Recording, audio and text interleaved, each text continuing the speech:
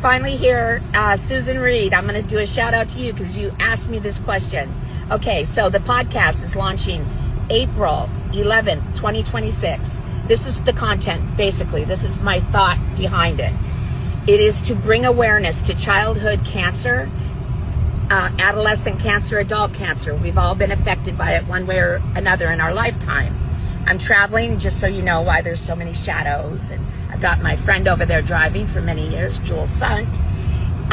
Anyway, the other thing is the online predators, the online danger to our children. It's terrible. If I could tell you just in a short, day by day as I'm doing my research for the podcast, I'm finding more and more excruciating stories, painful stories of things that are happening to young ones and even boys, girls, men, women online.